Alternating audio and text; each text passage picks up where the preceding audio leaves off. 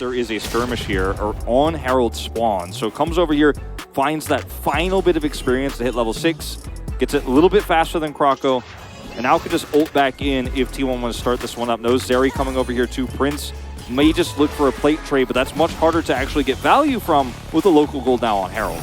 Well, now we've got, 4 members rotating up. If Prince can also get a lot here, but Croco's going to go for the engage. Zeus taking the brunt of the damage here as the Sultan Battery comes down. That's first blood going over to the Orbit Deception from the Ahri, as Zeus also is burning down. But Gumayusi, he's made it into the fight. Can he actually pop off? Finds the ult. Dove body slams to get himself away. Dredge line is fantastic, and Vault Breaker is going to be there. Liv Sandbox are going to be able to get out, although Gumayusi is still going very far forward. Faker's now underneath the turret. The stun comes through, and Kale has the shield. Oh dear, this is a lot of aggression, Wolf. Silver picks up a plate bottom side here and is timid about getting a second one, knowing that Owner has CS up. And this is because Faker spent a lot of time down there in the mid lane. And this fight, not very clean here from T1. Faker has Emperor's Divide, uses it defensively at the last second, but it's too late to actually save Owner. Doesn't get any value, unfortunately, in a skirmish like this out of his ultimate. I think if they had cut Liv Sandbox in half and Guma was there on the front lines, maybe they would have gotten a pick early. But as it is, just very late, and Faker wants to salvage the play. Looks for a flash here, but again, doesn't have Emperor's Divide. Looks for a shuffle, has to flash, doesn't have Emperor's Divide. So no kills going over. Prince gets a plate bottom side, now he's got 2. One for Faker, and this fight is going to be such a pivotal one. Well, Zeus, he's booking it, running real fast towards this fight now as the Orbit Deception does a little bit of damage. It looks like Owner won't be able to get over here. He's slowed down. There's the cast. Dredgeline doesn't quite hit the mark, as now they're going to try and go in onto the Pantheon, who takes so much damage. He's been tanking forever, though. The Vi is going to be traded. Zeus now just walking it out as Prince is on the wrong side of the fight. The Charm picks up Gumayusi, though. The hook is going to land, but the Emperor's Divide is just amazing. Not enough to save Gumayusi, and now Closer is looking to clean this one up. Prince is going to grab it with the Boomerang Blade, and Liv Sandbox win another fight. Liv Sandbox win a fight, grab Herald. Unfortunately, Dove is the one who holds the eye, so they can't drop it down here just now. Looks like they're going to back off and go bottom side, so basically forcing the lane Sandbox as the Herald's in the Gragas' hands right now. But this fight here for Liv Sandbox is so slow and measured. When they see the ult coming out from Sejuani, they're like, okay, well now we can turn on this fight. Owner absorbs all of the peel here. And unfortunately, this is not enough damage. Faker finally comes over, has Emperor's Divide, but it's not going to be high value here, as unfortunately Guma is just out of the fight. You can see the Herald is actually just straight up dropped mid. And Closer benefiting from that Herald, I'm right there with them, because he's been playing absolutely amazingly so far this game. 3-0 pick this one, you know? And he absorbs the wild growth so that Guma can't. Well, he's going to dive on top of this Gragas, but Closer's over here. The Everfrost is fantastic. Cast is just going to pick off Zeus, and Croco will get in here. Sultan Battery doesn't really care about your Emperor's Divide, as Faker is just going to blast cone his way out.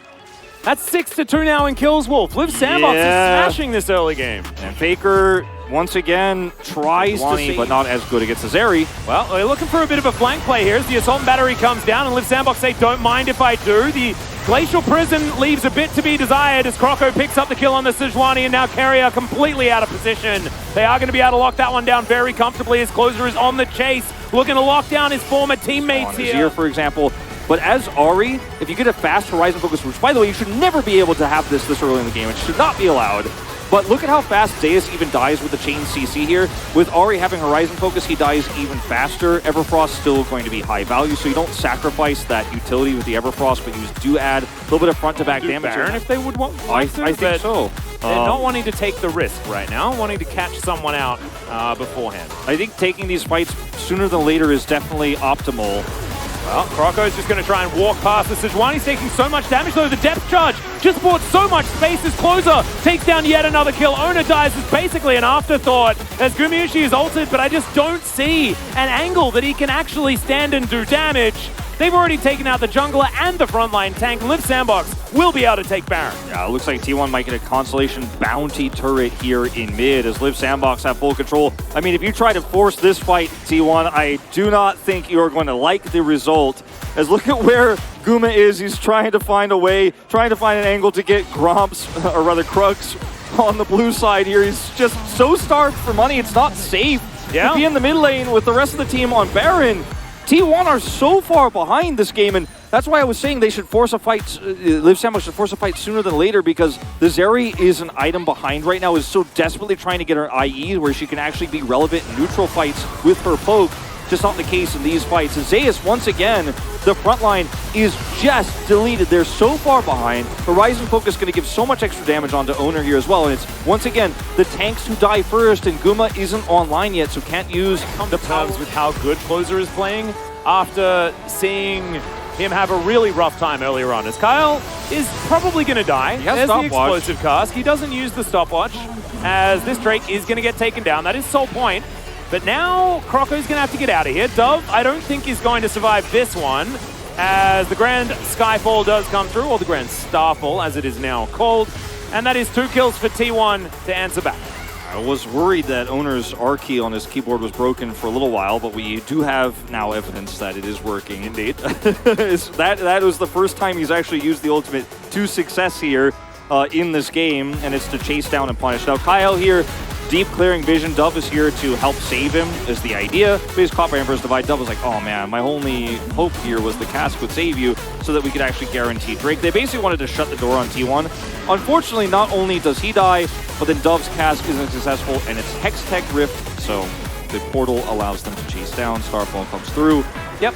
There was a fantastic little flank play with the portal there from Faker, and they'll be rewarded with a further turret. Also, the bounties are still up, so they overextended.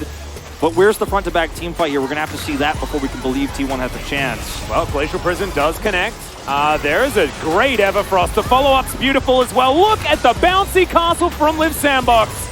The Piggy was not having a great time as now Closer is dashing forward. Looks for Carrier. Actually, looks for Gumayushi. Doesn't find him there with the charm.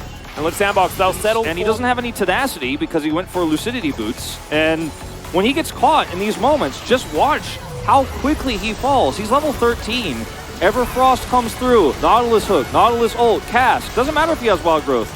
They can just use all of their tools to kill him, because without a front line, T1's composition cannot function. Knows the second he's dead, Closer's like, I'm killing. It's got it upgraded once. Not the longest cooldown ever. Well, Croco's decided that he's going to go for the fight. He manages to get into the back line onto Gumayushi, who's trying to get out of there. And immediately, Closer is polymorphed as the hook connects.